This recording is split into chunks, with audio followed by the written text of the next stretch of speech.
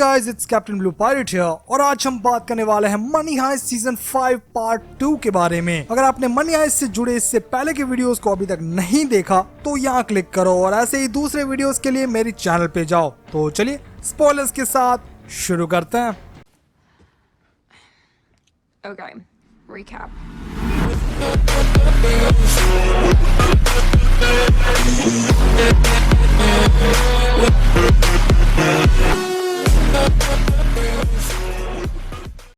Last episode में हमने देखा था कि टीम की हालत बहुत खराब है। टमायो ने मिलिट्री असॉल्ट किया जिसमें बैंक से लेकर टीम को भारी नुकसान हुआ था। टोक्यो ने अपने आप को सैक्रिफाइस करके डेनवर और मनीला की जान बचाई और मिलिट्री के ज्यादातर ऑफिसर्स को मार गिराया। रियो और प्रोफेसर की हालत रियली बहुत खराब है, जबकि बाकी की टीम बस होल्ड करके बैठी है। ऑन दी अदर साइड सगास्टा और ये दोनों वाइकिंग ब्लास्ट सर्वाइव कर गए। ये बंदा बहुत ही इरिटेटिंग है, इसे मर जाना चाहिए था, लेकिन गांडिया मर गया, यही बहुत है। सगास्ता ट्रोजन हॉर्स स्ट्रेटेजी यूज करता है और सरेंडर करने की रिक्वेस्ट भेजता है। टीम जब उससे पूछती है कि कितने लोग हैं तब वो सिर्फ 2 का ही काउंट दिखाता है, जिसमें एक वुंडेड है, जबकि ये बंदी यहाँ से निकल लेती है। दूसरी साइड प्रोफेसर शॉक में थे और तभी सियारा अपने बेबी के साथ भाग जाती है। उसका प्लान तमायो के पास जाकर प्रोफेसर के बारे में सारी इन्फो देना था। बुरे हालातों में भी प्रोफेसर ठीक होकर मिशन संभालने का काम करते हैं और मरसाई के साथ सियारा को ढूंढने जाते हैं। सरेंडर एक्सेप्ट करते टाइम दोनों कमांडर्स आमने सामने आते हैं।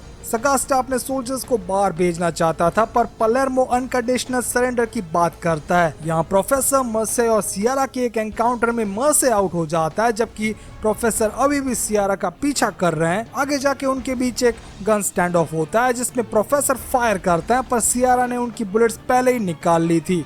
तो प्रोफेसर सियारा के हॉस्टेज हैं। वो सीधा उन्हें तोमायो के घर लेकर जाती है ताकि वो अपनी लाइफ वापस हासिल कर सके। तोमायो यहाँ आता है लेकिन पुलिस ने उसका घर घेर लिया है। सियारा पकड़ी जाने वाली थी, पर प्रोफेसर कार में से ब्रेक इन करके वहां आ जाते हैं और दोनों मिलके यहाँ से निकलने की ट्राई करते हैं। फ्लैशबैक में हम देखते हैं बर्लिन को, जो पलेर्मो के साथ पंप चुराने गया है। यही वो मिलता है बोगोटा से और बाद में ये लोग इस बंदे को मामू बनाकर पंप चुरा लेते हैं, जिसका यूज पाइप्स में से सोना निकालने के लिए होगा। ये लोग इस रूम से तो बचकर निकल जाते हैं, लेकिन पुलिस ने पिरामिड सेट कर लिया है जहाँ से बाहर निकलना मुश्किल होगा। प्रोफेसर अपना दिमाग लगाकर एक खाली मकान में घुस जाते हैं और बाद में वहीं थोड़े समय तक वेट करते हैं जब तक पुलिस ना चली जाए, जो थोड़ा डिफिकल्ट था। टीम यहाँ सबसे मुश्किल काम शुरू करती है, जो है गोल्ड बाहर निकालना। एज वी ऑल नो कि अगर गोल्ड बाहर नहीं आएगा तो टीम भी बाहर नहीं आएगी, इसीलिए ये टकलू अंकल और उनकी गैंग काम पर लगती है। यहाँ भी पलेर्मो एंड गैंग मेहनत कर रही है, जो सक्सेसफुली पाइपलाइन में से गोल्ड की बारिश करवाते हैं, जो रियली ऑसम था।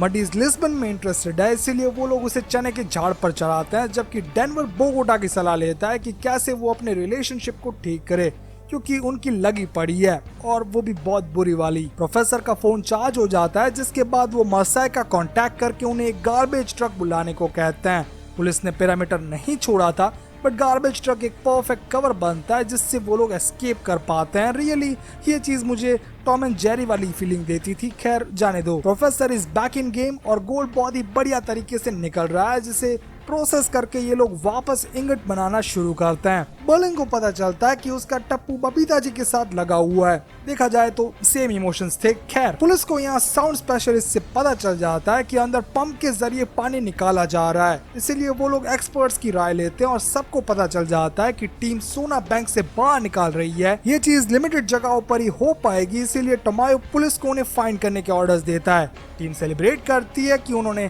सक्सेसफुली गोल्ड को बाहर निकाल लिया और डेनवर अपनी वाइफ के सामने क्लीन आता है कि उसने मनीला को किस किया था। स्टॉकहोम ऑलरेडी शॉक में थी कि उसे एक आवाज सुनाई देती है। ये वाइकिंग बंदी यहाँ छुपती फिर रही है और वो फायरिंग शुरू कर देती है, जो गोली डेनवर को लगने वाली थी। डेनवर को लगता है कि उसका दिमाग ठिकाने पर नहीं है, तो वो उसे फन राइड के लिए लेके जाता है, जबकि यहाँ टीम के ठिकाने पर पुलिस स्ट्राइक करती है। वो लोग यूक्रेन की तरह लड़ सकते हैं, लेकिन प्रोफेसर उन्हें अफगानिस्तान की तरह बिना लड़े सरेंडर करने को कहते हैं। फ्लैशबैक में बर्लिन अपने सन को कन्फर्ट करता है कि बबीता के साथ ये सब क्या चल रहा है, लेकिन वो अपनी स्टेप मदर को नहीं छोड़ेगा, लेकिन बर्लिन उन्हें जाने देता और गुस्से में बार में तोड़फोड़ करके अरेस्ट हो जाता है। यही रीजन था कि वो जेल गया था और बाद में यहीं से निकल के उन्होंने पहली अरेस्ट को अंजाम दिया था। पुलिस प्रोफेसर को गाड़ियों में बिठाती है पर वो गाड़ियां वहीं पड़ी रहती हैं, कहीं जाती नहीं है, इसीलिए प्रोफेसर को शक होता है। उन्हें बाद में पता चलता है कि ये नकली पुलिस थी और उनका सारा सोना लेकर वो लोग यहाँ से निकल गए।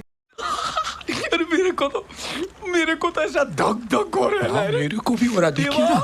चोर के घर में चोरी। लिस्टमन 2 डॉक्टर्स को अंदर आने देती है जिससे इस अनोइंग बंदे को मेडिकल ट्रीटमेंट दिया जा सके। आने वाले दोनों डॉक्टर्स आर्मी ऑफिसर्स ही थे क्योंकि ये सारा सगेस्टा का प्लान था। वाइकिंग बंदी ने दरवाजे पर लगे C4 को रिमूव कर दिया। ये बंदा सीजर आने का बहाना करता है और जैसे ही पलेर्मो डॉक्टर्स के हाथ खोलता है तभी वो वाइकिंग बंदी स्ट्राइक करती है। हेल्सिंकी चाहता तो फायर कर सकता था लेकिन पलेर्मो के कारण वो फायर नहीं करता। सेम टाइम में आर्मी भी ब्रीच करके अंदर एंटर होती है और सभी टीम मेंबर्स को हिरासत में ले लिया जाता है। दूसरी side professor and gang track कर रही है कि सोना कौन लेकर चला गया। रियली में वो बर्लिन का टप्पू ही था जिसने अपनी बबीता के साथ सारा सोना उठा लिया था। प्रोफेसर उस पॉइंट को फाइंड कर लेते हैं जहां से सोना ट्रांसफर हुआ। उन्होंने एक्चुअली मिट्टी का एक ट्रक भरवाकर सारा सोना यहां से बाहर निकाला और बाद में एक घर बनाकर उसके नीचे दबा दिया ताकि किसी को पता ना चले। तमायो बैंक के अंदर आकर प्रोफेसर को कॉल करता और उसे सरेंडर करने को बोलता है पर प्रोफेसर खुद बैंक आने की बात करते हैं। प्रोफेसर जानते थे कि उनकी पूरी टीम उन्हें कावर्ड समझती है क्योंकि वो हमेशा सेफ साइड पर ही बैठे रहते हैं,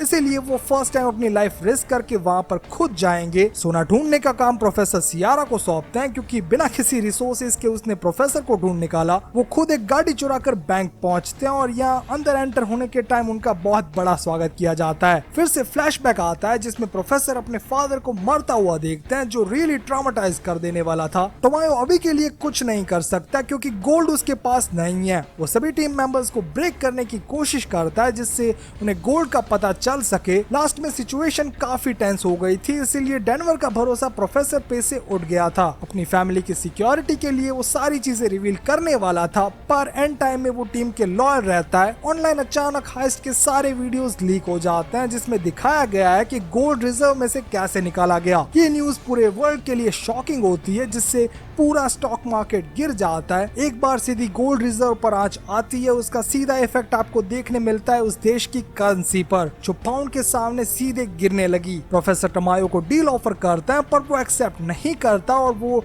इन दोनों लव बर्ड्स को यहाँ बांध कर चला जाता है। मीन टाइम में प्रोफेसर यहाँ लिस्बन को प्रपोज करता है और हाँ, she said yes. I do. She said yes. Man and wife. My little macaron baby. Police को गोल्ड सर्च करने में लगा दिया जाता है और मर साहब बहुत सारी फेक ट्रेस लगाकर गोल्ड को समुद्र में दिखा देता है जिससे नेवी और कोस्ट गार्ड भी सोना ढूंढने में लग जाते हैं। ये सारी न्यूज भी मेन स्ट्रीम होती है जिसके बाद मार्केट की सिचुएशंस और खड्डे में जाती है। सियारा भी यहाँ काम पर लगी हुई है। सबसे पहले वो सीसीटीवी और बाद में लैंड रिकॉर्ड्स को चेक करके वो गोल्ड वाला एड्रेस ढूंढ निकालती है। टीम के यहाँ पहुंचने पर उन्हें एक ताजा रेडी किया हुआ मकान मिलता है जिसके बाद दोनों गैंग्स आमने सामने आती है और एक मस्त मैक्सिकन स्टैंड ऑफ देखने मिलता है। सियारा प्रोफेसर का लिखा हुआ एक मैसेज टप्पू को देती है जिससे उसका हृदय परिवर्तन हो जाता है। रियली मुझे तारक मेहता के रेफरेंस कम करने होंगे। खैर, इस चिट्ठी में क्या लिखा है ये जानने के लिए आपको बर्लिन का स्पिन ऑफ देखना होगा जो मेरे ख्याल से नेक्स्ट ईयर रिलीज होगा। टोमायो फाइनली निगोशिएट करने के लिए मान जाता और प्रोफेसर उसे पब्लिकली मैसेज रिलीज करने को बोलते हैं कि मैटर पीसफुली रिजॉल्व हो गई है,